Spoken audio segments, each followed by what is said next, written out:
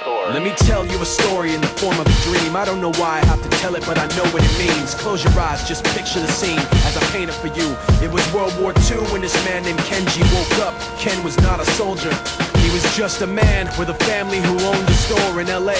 That day, he crawled out of bed like he always did, bacon and eggs with wife and kids. He lived on the second floor of a little store he ran. He moved to LA from Japan, they called him immigrant. In Japanese, he'd say he was called Issei. That meant first generation in the United States, when everybody was afraid of the Germans, afraid of the Japs, but most of all afraid of a homeland attack. And that morning, when Ken went out on the doormat, his world went black, cause right there, front page news, 3 weeks before 1942, Pearl Harbor's been bombed and the Japs are coming. Pictures of soldiers dying and running.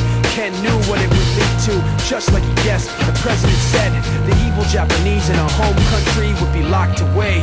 They gave Ken a couple of days to get his whole life packed in 2 bags. Just 2 bags, couldn't even pack his clothes. Some folks didn't even have a suitcase to pack anything in, so 2 trash bags is all they gave them. And when the kids asked Mom, where are we going, nobody even knew what to say to them. Ken didn't want to lie, he said the US is looking for spies, so we have to live in a place called Manzanar, where a lot of Japanese people are. Stop it, don't look at the gunmen.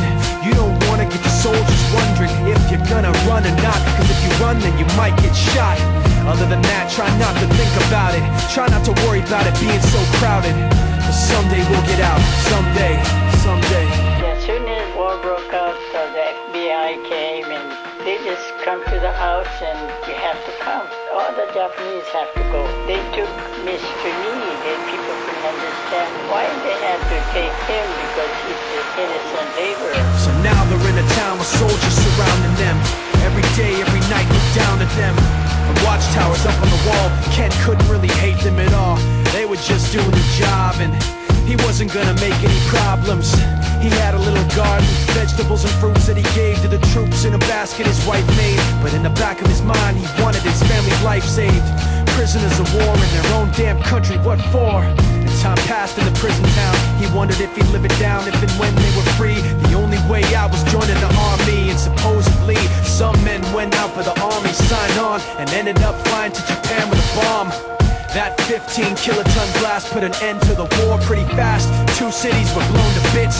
The end of the war came quick, and Ken got out big hopes of a normal life with his kids and his wife. But then they got back to their home, and what they saw made him feel so alone. These people had trashed every room, smashed in the windows and bashed in the doors, written on the walls and the floor, "Japs not welcome anymore." And Kenji dropped both of his bags at his sides and just stood outside. He looked at his wife without words to say. She looked back at him, wiping tears away, and said, "Someday we'll be okay, someday." Now the names have been changed, but the story's true. My family was locked up back in